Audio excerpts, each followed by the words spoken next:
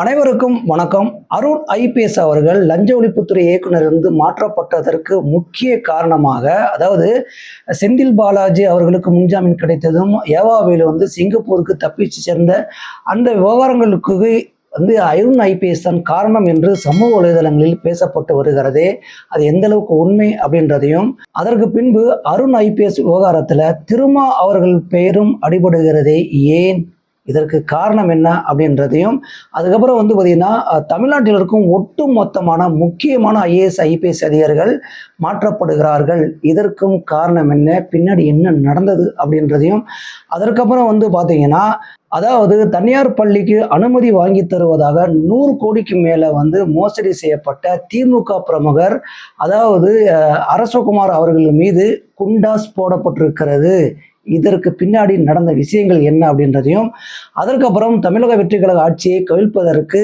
பார்த்தீங்கன்னா அதாவது குதிரை பேரம் பேசப்பட்ட இன்னும் 4 பேர் கைது செய்யப்பட்டிருக்கிறார்கள். எத்தனை பேர் தான் அது லிஸ்ட் நீண்டுக்கிட்டே இருக்கே. இதை பற்றியும் இந்த வீடியோவில் முழுசாவே நாம் அலசிடலாம். வாங்க வீடியோக்குள்ளே போகலாம்.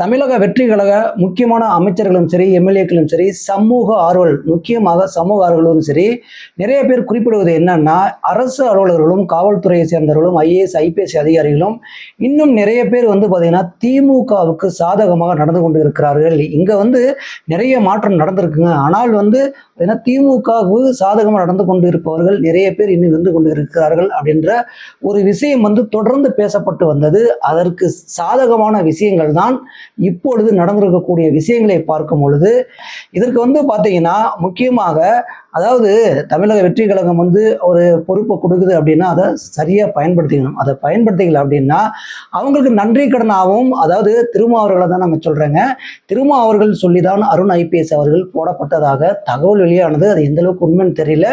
ஆனால் ஆரம்பத்தில் அதுதான் சொல்லப்பட்டது. அதுவும் தற்போது உண்மையாக இருப்பது போலதான் தெரிகிறது. ஆனால் அவர் சொல்லி போடப்பட்ட அருண் ஐபிஎஸ் அவர்கள் அதாவது லஞ்ச ஒழிப்புத்துறை இயக்குனர்னா முக்கியமாகவே பார்த்தீங்கன்னா பெரிய பதவி. அது மட்டும் இல்லாமல் லஞ்சம் வாங்கப்பட்டவர்களை கண்டுபிடித்து லஞ்சத்தை ஒழிப்பதற்காகவே ஒரு துறை அது. அதில் இயக்குனராக இருக்காருன்னா அது எந்த அளவுக்கு பயன்படுத்திக்கணும். அப்போது திருமா அவர்கள் சொல்லி போடப்பட்ட, அதாவது அவருக்கு மரியாதை கொடுத்து போடப்பட்ட அந்த பதவியை சரியாக பயன்படுத்தி கொள்ளவில்லை அருண் ஐபிஎஸ் அவர்கள். இதற்கு திருமா அவர்கள் எந்த அளவுக்கு, அதாவது நம்ம என்ன சொல்லணும்னா, இப்போ சில விஷயங்கள் பேசப்பட்டு வருகிறது. அதாவது அன்புமணி அவர்களே உள்ளே இழுத்து விட்டு திருமா அவர்கள் வெளியே போனாலும் பரவாயில்ல அப்படின்ற நினைக்கும் அளவுக்கு தமிழக வெற்றிகளும் தள்ளப்பட்டிருக்குன்னு சொல்கிறாங்க பார்த்தீங்களா.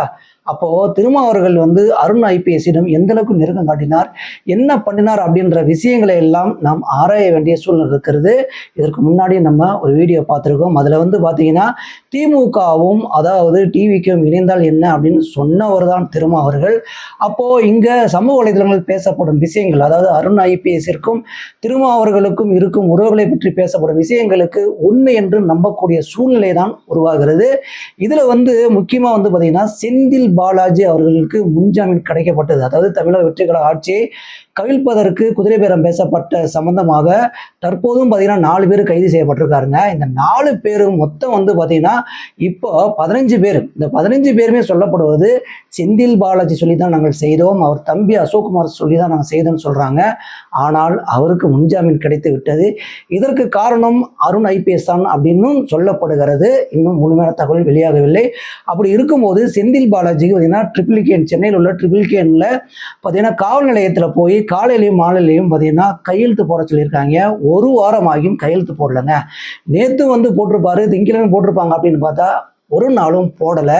அப்படி போடாத போது அதற்கு காரணங்களை விசாரிக்கும் போது என்ன விவரம் தெரிய வருது அப்படின்னு பார்த்தீங்கன்னா, அதாவது விஜயெல்லாம் ஒரு முதல்வர், இவங்க சொல்லி இவங்க ஆட்சியில் போய் நான் காவல் கையெழுத்து போட்டு வரணுமா அப்படின்னு திமிராக பேசக்கூடிய விஷயங்களும் சம்பவங்களும் நடந்திருக்குன்னு சொல்கிறாங்க. எப்பா, இங்கே எந்த ஆட்சி நடந்தாலும் சட்டம் எல்லாத்துக்கும் ஒன்று அப்படின்றத இவங்க எப்போ புரிஞ்சுக்க போகிறாங்கன்னு தெரியல.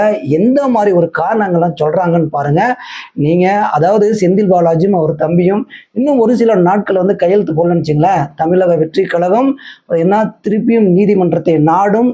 நீதிமன்றத்துக்கு போனதுக்கப்புறம் இவங்க வந்து கையெழுத்தே போட வரல அப்படின்னா முன்ஜாமீன் தள்ளுபடி செய்வதற்கும் வாய்ப்பு இருக்கிறது. அதற்கப்புறம் பார்த்தீங்கன்னா காவல்துறை தமிழ்நாட்டுக்குள்ள எங்க இந்தியாவுக்குள்ள இருந்தாலும் போய் கைது செய்வதற்கு நிறைய வாய்ப்பு இருக்கிறது. செந்தில் பாலாஜி அடுத்த கட்டமா என்ன பண்ண போறான்னு பார்க்கலாம். இதுல இன்னொரு விஷயம் என்னன்னா, அதாவது ஏவாவேல் இருக்கார் பார்த்தீங்களா, இவர் சிங்கப்பூர் போனார் பார்த்தீங்களா, சிங்கப்பூர் போனதற்கும் இங்கு அருண் ஐபிஎஸ் அவர்கள்தான் காரணம் அப்படின்னு சொல்லி பேசப்படுகிறது. ஆனால் அது வந்து பார்த்தீங்கன்னா வெளிப்படைத்தன்மையாக வெளியிடலைங்க. ஆனால் இதுதான் உண்மை. அதனால தான் அருண் ஐபிஎஸ்ஐ மாற்றார்கள் அப்படின்னு சொல்லி சமூக வலைதளங்களில் பேசப்பட்டு வருகிறது. ஆனால் இப்போ இருக்கிற நடக்கும் சூழ்நிலையை பார்க்கும் பொழுது அது எந்த அளவுக்கு உண்மை அப்படின்றத நாம் எடுத்துக்கொள்ள வேண்டிய சூழ்நிலை தான் இருக்கிறோம். அப்போது ஏவாவேல் அங்கே போயிட்டு 2014 இப்போ வரைக்கும் நான் ட்ரீட்மெண்ட் எடுத்திருக்கேன்னு சொல்லி எல்லா டாக்குமெண்ட் எடுத்துகிட்டு வந்துட்டாரு. அது மட்டும் இல்லாமல் நாளை பார்த்தீங்கன்னா ஜூலை 15 ஏவாவேலுவிடம் லஞ்ச ஒழிப்புத்துறை மூலமாக விசாரணை நடைபெற பார்த்தீங்கன்னா சென்னை உயர்நீதிமன்றம் உத்தரவிட்டிருக்கிறது. 28 வரைக்கும் அவருக்கு லுக் அவுட் நோட்டீஸ் வந்து தடை செய்யப்பட்டு அவரை கைது செய்யக்கூடாதுன்னு சொல்லியிருக்காங்க. அப்போ இதில் ஒரு முக்கியமான பாயிண்ட் என்னன்னா, நாளைக்கு அவர்கிட்ட விசாரணை மேற்கொள்ள இருக்கிறாங்க போது யார் விசாரணை மேற்கொள்வா? லஞ்ச ஒழிப்புத்துறை இயக்குனர் அருண் ஐபிஎஸ் அவர்கள். அப்போ அவரு வந்து விசாரணை மேற்கொண்டார்னா என்ன நடக்கும்? ஆல்ரெடி பார்த்தீங்கன்னா கொஸ்டின்லாம் அவுட் ஆனது போல ஏவாவேலுக்கு இந்தந்த கேள்விகள்லாம் கேட்கப்படும், இதற்கெல்லாம் நீங்கள் இப்படி பதில் சொன்னீங்கன்னா தப்பிக்கலாம் அப்படின்னு சொல்லி ஒரு விஷயம் நடந்திருப்பதாகவும் உளவுத்துறை மூலியமாக ரிப்போர்ட் வந்திருப்பதாகவும் தகவல் பார்த்தீங்கன்னா வெளியாக இருக்கிறது. இதன் காரணமாகவும் அருண் ஐபிஎஸ் அவர்கள் மாற்றப்பட்டிருக்கிறாரா அப்படின்னு சொல்லி ஒரு தகவல் வெளியாக இருக்கிறதுங்க. இதுவும் பார்த்தீங்கன்னா நம்பக்கூடிய தன்மையாக தான் இருக்கிறது. ஏன்னா இங்கே நம்ம வந்து ஒரு பதவியை கொடுத்துருக்கோம் அப்படின்னா அது எந்த அளவுக்கு பயன்படுத்திக்கணும் நம்ம ஆல்ரெடி சொன்ன மாதிரி பயன்படுத்திக்கணும். அதை விட்டுட்டு பார்த்தீங்கன்னா நீங்கள் இன்னமும் திமுகவுக்கு சாதகமாகவே, அதாவது திமுகவோட சட்டை தான் இன்னும் போட்டிருக்கிறார் அப்படின்ற விஷயங்கள் இதன் மூலமாக தெரிய வருகிறது. இப்போ ஏவாவேலு நாளைக்கு யாருக்கிட்ட மாட்ட போறாரு, விசாரணை எப்படி நடைபெறும், கொஸ்டின் அவுட் ஆனதெல்லாம் இப்போ இந்த கொஸ்டின் கேட்பாங்களா, எந்த கொஸ்டின் கேட்க போறாங்கன்னு தெரியலையடா அப்படின்னு பார்த்தீங்கன்னா தள்ளாடிக்கிட்டு இருக்காரு. அதாவது ஒரே விஷயம் தாங்க, தமிழக வெற்றி கழகம் சார்பாக பார்த்தீங்கன்னா உச்ச நீதிமன்றமும் போயிருக்காங்க. எதுக்கு அப்படின்னு பார்த்தீங்கன்னா உயர்நீதிமன்றத்தில் அதாவது லுக் அவுட் நோட்டீஸ் வந்து கொடுக்கப்பட்ட விஷயங்களே தள்ளுபடி செஞ்சாங்க பார்த்தீங்களா. எங்கள்கிட்ட எல்லா ஆதாரமும் இருக்குது, இதில் என்ன அவருக்கு லுக் அவுட் நோட்டீஸ் வந்து தள்ளுபடி செய்யணும், தடை செய்யப்படணும், அது கைது செய்யக்கூடாதுன்னு சொல்லியிருக்காங்க. இவங்களுக்கு எனக்கு ஆதாரத்தை காட்டி பார்த்தீங்கன்னா அதாவது ஏவாவேலுவை கைது செய்வதற்கு வாய்ப்பு இருக்கிறது. அதாவது பார்த்தீங்கன்னா சுப்ரீம் கோர்ட் வந்து இந்த தடையை, அதை லுக் அவுட் நோட்டீஸ் தடையை வந்து இல்லை நீக்கிட்டாங்க அப்படின்னு வச்சுங்களேன், கண்டிப்பாக ஏவாவேலு அடுத்த நிமிஷமே கைது செய்யப்படுவார். இதுவும் நடக்கும். இன்று அல்லது நாளை இது விசாரணைக்கு வர இருக்கிறது உச்சநீதிமன்றத்தில். என்ன நடக்குது அப்படின்றதை நம்ம பொறுத்திருந்தே பார்க்கலாம். சரி, இதெல்லாம் ஒரு பக்கம் இருக்கும் பொழுது திருமாவளவன் அவர்களை வந்து நீ ஏன் உள்ள இழுக்கிற, இது என்ன நடக்குது அப்படின்றத நீங்க கேட்கறது புரியுதுங்க. இதுல வந்து திருமாவர்கள் சொல்லிதான் அருண் ஐபிஎஸ்ஐ வந்து நியமனம் செய்தார்கள் அப்படின்னு ஆல்ரெடி நான் சொல்லியிருந்தேன். இதுல இன்னொரு விஷயம் என்னன்னா, ஏர்போர்ட் மூர்த்தி விவகாரத்துல வந்து திருமா அவர்களுக்கும் அருண் ஐபிஎஸ்ஸிற்கும் பார்த்தீங்கன்னா நெருங்கிய நட்பு ஏற்பட்டிருக்கிறது. அது மட்டும் இல்லாம திமுக ஆட்சியில அதாவது அருண் ஐபிஎஸ் என்ன பதவி வகித்தார், என்னென்னலாம் செஞ்சார் அப்படின்றது நமக்கெல்லாம் தெரியும். திருமா அவர்கள் முழுக்க இன்னமும் திமுக பக்கம் இருந்தால் செயல்படுகிறார் அப்படின்ற குற்றச்சாட்டும் பார்த்தீங்கன்னா நிறைய பேர் எழுப்பிட்டு இருக்காங்க. சமூகங்கள் இதை பற்றி பேசிட்டு இருக்காங்க.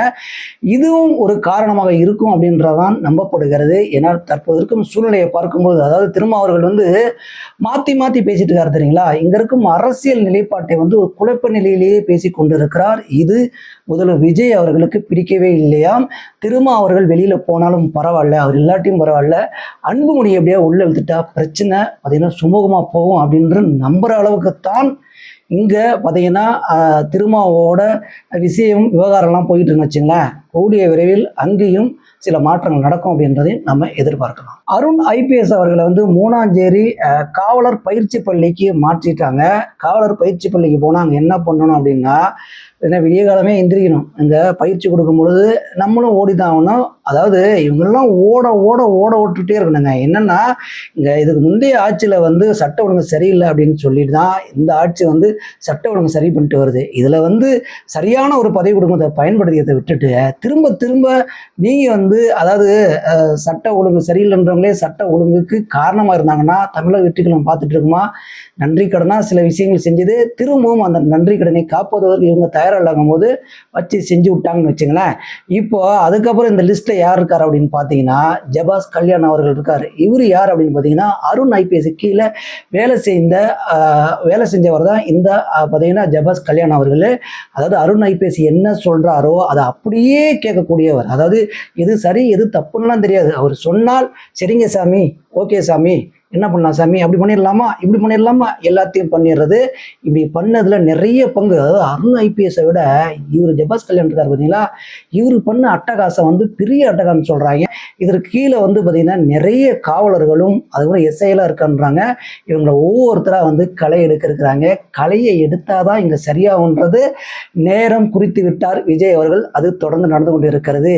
இதெல்லாம் யாருப்பா சொன்னா அப்படின்னு பார்த்தீங்கன்னா நம்ம அக்ரகார் இருக்கார் பார்த்தீங்களா, அவர் தாங்க உளவுத்துறை பார்த்தீங்கன்னா டிஐஜியாக இருக்காரு. அவர் தான் இந்த எல்லா ரிப்போர்ட்டையும், அதாவது ஏவா வீடு தப்பித்து போவதற்கு காரணம், இங்கே வந்து பார்த்தீங்கன்னா செந்தில் பாலாஜி அவர்கள் தப்பித்து தலைமறைவானதுக்கு காரணம் எல்லாமே அருண் ஐபிஎஸ் தான் அப்படின்னு சொல்லி அரசல் புரசலாகல ஓப்பனாகவே சொன்னாராம். ஆனால் இந்த விஷயங்கள் எல்லாம் சரி பொறுத்து பார்க்கலாம் அப்படின்னு சொல்லி, அதாவது தலைமை, அதாவது விஜய் அவர்கள் கீழே இருக்கும் அமைச்சர்களும் சரி முதல்வர் அவர்களும் சரி பொறுத்து போன விஷயங்களுக்கு இவங்க வச்சாங்க பாரு செக்கு. அப்போ நீங்கள் மறைமுகமாக திரும்ப திரும்ப செக் வச்சுட்டே இருந்தீங்கன்னா தெரியாமையா போயிடும். அதற்காக தான் தற்போது நடவடிக்கை எடுத்திருக்கிறார் முதல்வர் விஜய் அவர்கள். இந்த லிஸ்ட்ல அடுத்து இருக்கிறது யாருன்னு பார்த்தீங்கன்னா டேவிட்சன் ஆசீர்வாதம். டேவிட்சன் ஆசீர்வாதம் எங்கே கேள்விப்பட்ட மாதிரி இருக்குன்னு நமக்கு தோணுதில்லை. கரூர் சம்பவம் நடக்கும் பொழுது இந்த டேவிட்சன் ஆசீர்வாதம் பேர் வந்து பார்த்தீங்கன்னா கிட்டத்தட்ட ஒரு 2 மாதம் வந்து பேசப்பட்டிருக்கிறது. நம்மளும் இந்த ஆளை பற்றி நிறைய பேசுகிறோம்னு வச்சுங்களேன். இவர் வந்து பார்த்தீங்கன்னா கரூரில் கூட்ட நெரிசல் எந்த அளவுக்கு இருக்குதோ அந்த அளவுக்கு காவலர்கள் நியமிக்கிறேன், பார்த்தீங்கன்னா நான் வந்து 564 சில்லற காவலர்களை போட்டும் பார்த்தீங்கன்னா நான் எனது பணியை செஞ்சு விட்டேன் அப்படிலாம் சொல்லி கதை விட்டு இருந்தார் பார்த்தீங்களா. இவரை தாங்க அடுத்த லிஸ்ட்டில் கொண்டு வந்திருக்காங்க. இதை வந்து அக்ரகாருக்கு வந்து புட்டு நிறைய விஷயங்கள் வச்சிருக்காருங்க. அக்ரகாருக்கு அவர்கள் வந்து பார்த்தீங்கன்னா செவ்வனே அவர் வேலையை சிறப்பாக செஞ்சுட்டு இருக்காராம். ஏன்னா நிறைய விஷயங்களை வந்து பார்த்தீங்கன்னா விஜய் அவர்களுக்கு தகவல் தெரிவித்தும் அவர் மன்னித்து விட்டிருக்கிறார். இனிமே மன்னிக்கூடாது அப்படின்னு சொல்லி தான் அடுத்த கட்ட நடவடிக்கை வந்து பாய்ந்து கொண்டே இருக்கிறது. இதில் அடுத்த லிஸ்ட்டில் வந்து பார்த்தீங்கன்னா உமாநாத் ஐஏஎஸ். இவர் வந்து பார்த்தீங்கன்னா போன முதல்வர் ஸ்டாலின் அவர்களுக்கு பார்த்தீங்கன்னா செயலாளராக இருந்திருக்காரு. அவர் கூடவே இருந்துட்டு பார்த்தீங்கன்னா ஏகப்பட்ட சம்பவங்கள்லாம் செஞ்சுருக்காருங்க. இவர் வந்து தற்போது ஆட்சியிலே வந்து சும்மா இருப்பாரா, அதாவது கை கண்ட, அதாவது இந்த சொல்லுவாங்களே ஒரு பழமொழி, அதாவது பூனை வந்து தினமும் போய் ஒரு சொம்பில் பால் குடிச்சிட்டு வந்துன்னு வச்சுங்களேன், அந்த சொம்பை கரெக்டாக அந்த நேரத்துக்கு வைப்பாங்கன்னு சொல்லி காத்திருந்து போய் மதில் மேல் பூனைன்னு சொல்லுவாங்க, அது காத்திருந்து போய் பாலை குடிச்சிட்டு வருமா. அதே மாதிரி நாங்கள் எந்த ஆட்சி வந்தாலும் விட மாட்டோம், மதில் மேல் பூனையாக தான் செயல்படும் அப்படின்னு சொல்லிட்டு இந்த உமாநாத் ஐஏஎஸ் அவர்களும் செயல்பட்டுருக்காரு. அங்கே கல்லா கட்டினவர் தொடர்ந்தும் தமிழக வெற்றி கழக ஆட்சியும் கல்லா கட்டல நினைச்சவருக்கு வச்சாங்க அப்பாரு ஒரு செக்கு. பார்த்தீங்கன்னா அங்கே மாற்றம் இங்கே மாற்றம்லாம் சொல்லலை, வெயிட்டிங் லிஸ்ட்டில் போட்டு விட்டாங்க. ஏன்னா நிறைய சம்பவங்களுக்கு இவர் காரணம் வந்திருக்காரு. இதில் அடுத்ததாக வந்து பார்த்தீங்கன்னா தனியார் பள்ளிகளுக்கு அனுமதி வாங்கி தருவதாக சொல்லி பார்த்தீங்கன்னா 100 கோடிக்கு மேலே மோசடி செய்த வழக்கில் கைது செய்யப்பட்ட திமுக நிர்வாகியான அரசகுமார் அவர்கள் மீது குண்டாஸ் போடப்பட்டிருக்கிறது. இவர் கைது செய்யப்பட்டு விசாரிக்கப்பட்ட நிலையில் குண்டாஸ் ஏன் திடீரென்று போடப்பட்டார்கள் அப்படின்ற கேள்வி நமக்கு எல்லாம் செய்கிறது. ஏன் அப்படின்னு பார்த்தீங்கன்னா இவர் மேலே வந்து புகார் கொடுக்குறவங்க லிஸ்ட்டு வந்து பார்த்தீங்கன்னா நீட்டே இருக்குங்க. தற்போது பார்த்தீங்கன்னா 59க்கும் மேற்பட்ட பள்ளிகளிலிருந்து பார்த்தீங்கன்னா புகார் வரப்பட்டிருப்பதனால இவர் வெளியில் விட்டாங்கன்னா, ஒருவேளை ஜாமீன் வாங்கிட்டு வெளில போனார்னு வச்சுங்களேன், அதாவது சாட்சிகளை கலைப்பதற்கும் ஆதாரங்களை கலைப்பதற்கும் வாய்ப்பு இருக்குது அப்படின்றத காரணம் காட்டி இவர் மீது குண்டாஸ் போடப்பட்டிருக்குன்னு சொல்கிறாங்க. இதில் இன்னொரு விஷயம் என்னன்னு பார்த்தீங்கன்னா, சென்னை சாலிகிராமத்தில் தமிழ்நாடு தனியார் பள்ளி சங்கம் அப்படின்னு சொல்லி பதிவு செய்யப்படாத ஒரு சங்கத்தை நடத்திட்டு வந்திருக்காருங்க. இதில் பொருளாளர்னு சொல்லி தான் ஏகப்பட்ட பணத்தை வசூல் செஞ்சுருக்கிறாங்க. இந்த திமுகவை சேர்ந்த நம்ம கொத்தடிமைகள் நிறைய பேர் குத்தூசலாக இருக்கீங்க பார்த்தீங்களா. இவங்கெல்லாம் என்ன பண்ணுறாங்கன்னா, அதாவது தமிழக வெற்றி கழகத்தை சேர்ந்தவர்கள் எல்லாம் அதாவது முட்டு கொடுக்குறீங்கன்னு சொன்னீங்களே, இப்போ இதெல்லாம் என்னப்பா, இதெல்லாம் நீங்கள் வந்து பாருங்கள், அப்போ தான் யார் முட்டு கொடுக்குறாங்க என்ன நடக்குதுலாம் தெரியும். அப்போ இதெல்லாம் சும்மா பொய்யா, அதாவது உயர்நீதிமன்றம் சொன்னது, இப்போ குண்டாஸ் போட்டப்பட்டதெல்லாம் பொய், இந்த ஆதாரங்கள்லாம் பொய், புகார் கொடுத்தவங்களாம் பொய், இதெல்லாம் பொய்ன்னு தான் சொல்லுவீங்க. வேணுமுனே வந்து திமுக மீது அவதூறு பரப்புவதற்காக இவங்கெல்லாம் பண்ணுறாங்க அப்படின்னு சொன்னாலும் சொல்லுவீங்க. நீங்கள் ஆதாரத்தோடு இருக்கிறது எல்லாமே சட்ட ரீதியாக நடவடிக்கை எடுக்கப்பட்டு வருகிறது. நீங்கள் என்ன சொன்னாலுமே சிக்க போகிறது ஒவ்வொருத்தரும், அதாவது தப்பு செஞ்சவங்கெல்லாம் தப்பிக்கவே முடியாது. மைல்டாக போயிட்டு இருக்கிறது. இப்போ கொஞ்சம் வேகம் எடுத்திருக்கிறது. ஏனென்றால் இங்கே செந்தில் பாலாஜியும் ஏவாலும் தப்பிச்சாங்க பார்த்தீங்களா. இதிலிருந்து முதல்வர் விஜய் அவர்கள் வந்து இனிமே நாம் யாருக்கும் பார்த்தீங்கன்னா மன்னிப்பு, கொஞ்சம் பொறுத்து போகலாம், சரி பார்த்துக்கலாம் அப்படின்ற விஷயங்கள்லாம் கிடையாது. இனிமே அதிரடி தான் அப்படின்னு முடிவு பண்ணி செயல்பட்டு கொண்டு இருக்கிறது தமிழக வெற்றி கழகம். அதற்கு இதெல்லாம் உதாரணம். இப்போ வந்து பார்த்தீங்கன்னா, இவ்வளோ விஷயம் நடந்துகிட்டு இருக்கிறது. இதற்கு முன்னாடி ஆட்சி பண்ணவங்களோட லட்சணங்கள்ல வந்து பார்த்தீங்கன்னா, கிழிந்து கொண்டு இருக்கிறது. இந்த சமயத்திலயும் இவங்க வந்து பார்த்தீங்கன்னா, அதாவது இந்த ஏடிஎம்கே, டிஎம்கே சேர்ந்த முன்னாள் அமைச்சர்கள்லாம் தமிழக வெற்றி கழக ஆட்சி வந்து கூடிய விரைவில் கவிழும். அதாவது 3 மாசத்துல கவிழும், 6 மாசத்துல கவிழும்னு சொல்லிட்டு இருக்காங்க. இவங்க மக்களாட்சி, மக்களுக்காக வந்து பேசப்படுற மாதிரி ஏதாவது தெரியுதுங்க? பார்த்தீங்கன்னா, இவங்க வந்து அதாவது இவங்க ஆட்சி செய்யணும், கொள்ள கொள்ளையா லஞ்சம் ஊழல்லாம் பண்ணணும், பணத்தை கொள்ள கொள்ளையா சம்பாதித்து இவங்க வருவாயை ஈட்டிக் கொள்ளணும், ஒரு பிஸ்னஸாகவே பயன்படுத்தி கொண்டிருந்தது. இப்போ மக்களுக்கு பார்த்தீங்கன்னா கொஞ்சம் கொஞ்சமாக தெரிய வந்துட்டு இருக்கிறது. இதைத்தான் நம்ம எதிர்பார்த்தோம். இப்போ ஒவ்வொரு அரசு அலுவலர்களுக்கும் போனான்னு வச்சுங்களேன், அங்கே வந்து பார்த்தீங்கன்னா உரிய மரியாதை கொடுத்து லஞ்சம் லாவணி இல்லாமல் எல்லா விஷயங்களும் சரியாக நடந்து கொண்டிருப்பதை கேள்விப்படும் பொழுது அப்படியே காது இன்பமா இருக்குங்க. இந்த விஷயங்கள்லாம் நடந்துகிட்டு இருக்கும்போது திரும்ப திரும்ப இவங்க சொன்னதையே சொல்லிட்டு இருக்காங்க. அதாவது தமிழக வெற்றி கழக ஆட்சி கவிழும் கவிழும்னு சொல்லி நீங்க சொல்லிக்கிட்டே இருங்க. நீங்க கூடிய விரைவில் உங்க ஆட்சி வரப்போறதில்ல, கவிழ போறதில்ல, ஒட்டு மொத்தமாக காணாமல் போயிடுவீங்க. இந்த மாதிரி பார்த்தீங்கன்னா தமிழ்நாட்டில் நடக்கும் அரசியல் நிலவரங்களை உண்மைக்கு நிகராக உங்களிடம் எடுத்து சொல்வதற்கு எனக்கு உறுதுணையாக சப்ஸ்கிரைப் பண்ணிட்டு ஃபாலோ பண்ணுங்க. கொண்டு வந்து உங்கள்கிட்ட சேர்க்கிறேன். நன்றி.